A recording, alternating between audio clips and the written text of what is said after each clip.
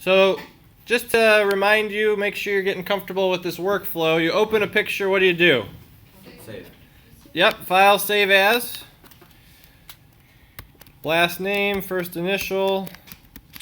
Now, this will vary. You'll have to figure out a good system for yourself as far as how you want to name it. So if you're just updating an image, you would put today's date. You would do save as the 17th, 15th. If you have like multiple pictures that you're editing from this project, maybe you'll do Secret Worlds 1, Secret Worlds 2, and then put the date. Or maybe you'll even give it a more specific name if there's different scenes that are, Secret Worlds, Batman, Secret Worlds, Froggy. Okay, make sure it says Photoshop. It might still say Photoshop PDF from before, so make sure it says Photoshop and save. Okay. Next step, I've saved as. Now what? Copy the background layer. Boom. Crop. Now again for this project, 5x7. So I'm going to crop it. When you take your photograph, try to make it so you don't have to crop very much, except for maybe a little bit at the edge. And the reason for it is if I have to crop it all the way like this, if I want to make it bigger, I've only got a little bit of pixels left to work with. So try to keep, not have a bunch of extra stuff in the frame, unless you have a camera that's like 80 megapixels or something like that, and it doesn't matter. Okay, so I can use my rule of thirds, and I could straighten the horizon line. For now, I'm just going to move forward. Levels, right? Comfortable with levels? Don't fall into the trap of going to image adjustments. Make sure you go to layer, new adjustment layer, and levels. This guy is called the histogram. You got lights and darks. So I'm going to adjust each layer individually. Why red, green, blue instead of like the traditional primaries of red, yellow, and blue? Yeah. So red, yellow, and blue are like if you're mixing paint. Those are primary colors for paint. It's called the subtractive primaries. Light, when you're mixing light together, they're the additive primaries, and they're red, green, and blue. Those are the colors that you use to mix on a color screen or on a computer screen. And then my blue.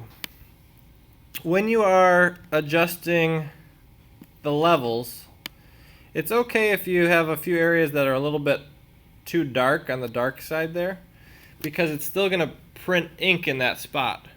What you want to avoid is a large area where it's just white, because what's going to print if it's just pure white? I think I heard it back there. Nothing is going to print. If it's just pure white, it's going to just leave it the color of the paper, and your eye will, kind of like you were saying, kind of subconsciously see that the pattern of ink stops, and it'll look like it's just the paper and not like part of the image. All right. So I'm up to speed with my levels.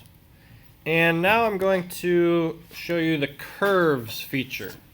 This is right by the levels.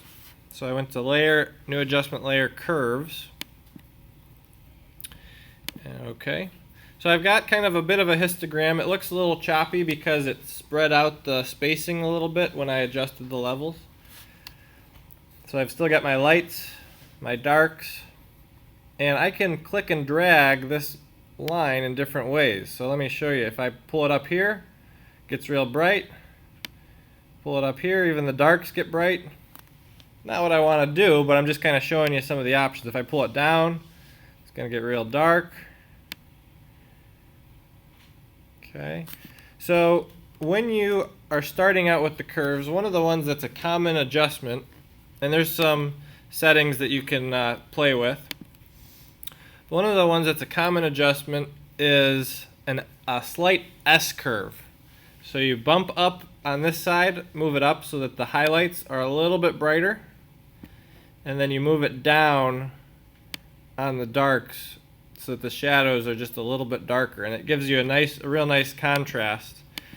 Now, Photoshop is really powerful, but because it's so powerful, it's easy to get carried away and, you know, make it look like you've over-saturated or created too much contrast. And so you have to really kind of have a delicate balance of the right amount so it's not too much on either side of the coin. Okay, so that's your curves, and that's something that you'll want to play around with. The next one is the vignette. Does anyone remember from, I know you didn't get to see the video, but what a vignette is? Defining of the corners. Yes. So the outer edges, do you remember what that accomplishes? Yeah, exactly. So it creates emphasis by putting a darker edge around the image. It creates emphasis towards the focal point within the image. So I've got levels, I've got curves. I'm going to hold down Option, and this little folded page, Create New Layer. Can you see that? So I held down Option to get that, and now I'm going to drop it down to Soft Light instead of Normal. And I'm going to check Soft Light Neutral Color. And OK. Now when I click OK, you're going to be like blown away by the change that takes place here. You ready for this, Katie? Totally. All right, here we go. Did you see it? Yeah. An activated series. It's pretty impressive. Huh? Look at it. Oh, okay, let me turn it off real quick. And back on. Nothing changed. You didn't see it? I saw. Maybe your eyes need to adjust a little bit. Okay, I'm pulling your leg. Nothing changed yet. But I'm going to zoom out a little bit. And I'm going to go to my brush tool.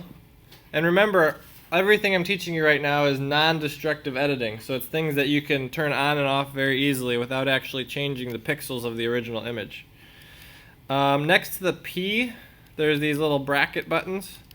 So one will make it larger, one will make it smaller. And over here, you have the black and white. You can change the other colors. This little tiny one sets it by default to black and white, and I can use the bent arrow to switch back and forth. I want black right now though. So I'm going to take my brush and I'm going to change the opacity to 50%. Opacity refers to how much is getting covered, how thick it is. So 50%. And now, with any measure of luck, it's subtle still. So I'm starting at 50%. Let's bump it up to 100% so you can see it a little better.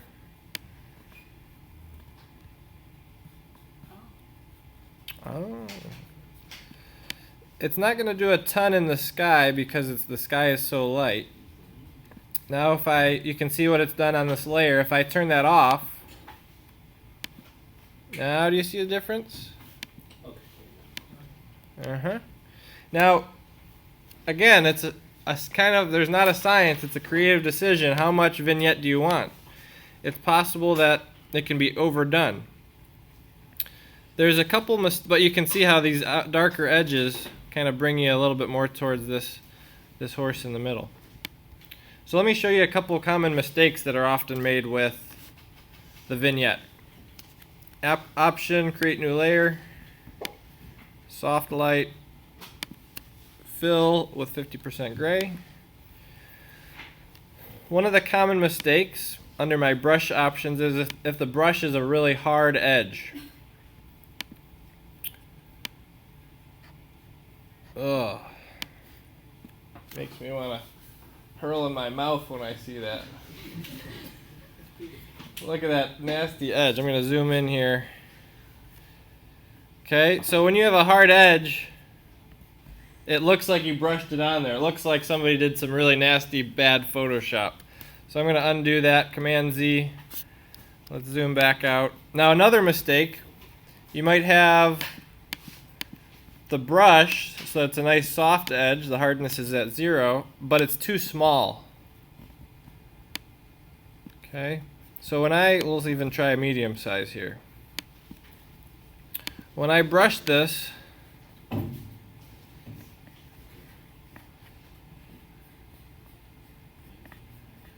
what's the problem that's happening? You have to go back and forth and it's making it too dark.